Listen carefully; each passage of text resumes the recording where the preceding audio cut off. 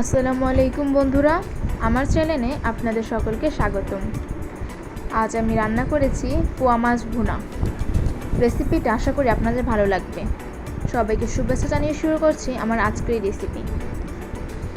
এখানে আমি 6টা পোয়া মাছ নিয়ে নিয়েছি। এখন এর মধ্যে দিয়ে দিচ্ছি লবণ, দিয়ে দিচ্ছি হলুদের গুঁড়ো, দিয়ে দিচ্ছি মরিচের গুঁড়ো ও দিয়ে দিচ্ছি সরিষার তেল। এখন মাছগুলোকে ভালোভাবে মাখিয়ে নেব।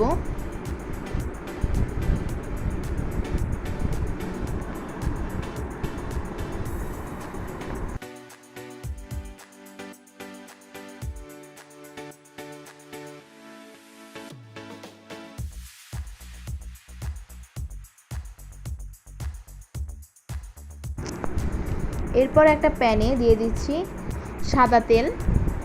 এখন এর মধ্যে মাছগুলোকে ভেজে নিতে হবে।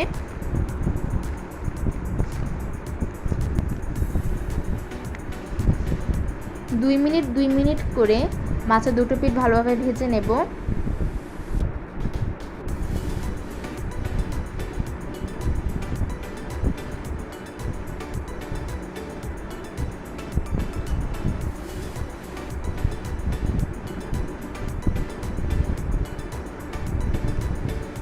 মাছগুলো ভাজা হয়ে গেছে।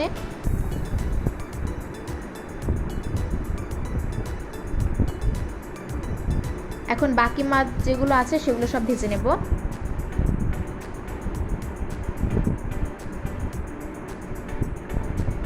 আমার সব মাছগুলো ভাজা হয়ে গেছে।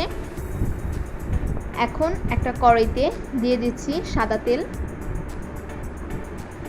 দিয়ে দিচ্ছি 2টা তেজপাতা। এখন একটু 1 মিনিট ভেজে নেব।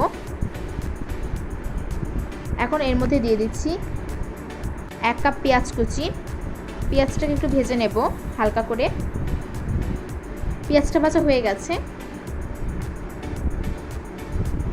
এখন এর মধ্যে দিয়ে দিচ্ছি 1 চা চামচ রসুন বাটা, 1/2 চা চামচ আদা বাটা, দিচ্ছি 1 চা চামচ ধনিয়ার গুঁড়ো ও দিয়ে দিচ্ছি 1 চা চামচ জিরা বাটা। এখানে আপনারা জিরা বাটা না দিতে চাইলে জিরা গুঁড়াটাও দিতে পারেন। এখন মশলাটাকে একটু কষিয়ে নেব।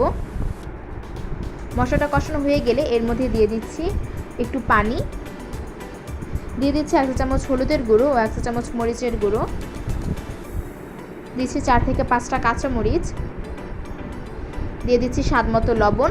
এখন মশলাটাকে আবারও একটু ভালোভাবে কষিয়ে নেব। মশলাটা কষানো হয়ে গেছে। এখন এর মধ্যে দিয়ে দিচ্ছি 2টা টমেটো কুচি। এখন টমেটো দিয়ে 2 থেকে 3 মিনিট আবারও কষিয়ে নিচ্ছি।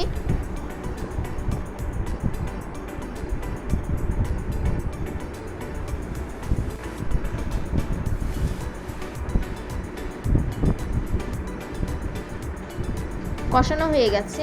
এখন একটু নেড়ে চেড়ে নিচ্ছি। এখন এর মধ্যে দিয়ে দেব পানি। এখানে আপনারা আপনাদের পরিমাণ অনুযায়ী পানিটা দেবেন। এখন অপেক্ষা করব বলক আসা পর্যন্ত।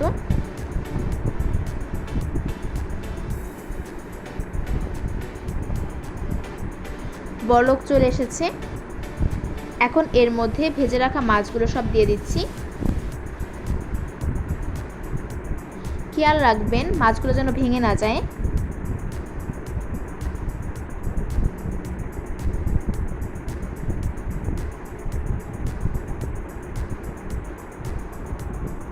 এখন আস্তে আস্তে একটু নেড়ে নিচ্ছি। 5 থেকে 6 মিনিট রান্না করে নেব।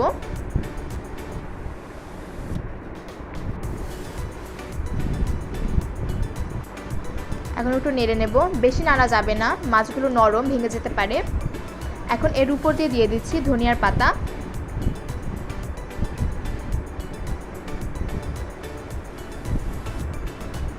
এখন আরও 1 মিনিট রান্না করে নেব। বন্ধুরা, আমার মাছ রান্না হয়ে গেছে। আমার ভিডিওটা যদি আপনাদের ভালো লাগে তাহলে লাইক, কমেন্ট, শেয়ার করতে ভুলবেন না এবং এরকম আরও রেসিপি পেতে আমার চ্যানেলটা সাবস্ক্রাইব করে আমার পাশে থাকবেন।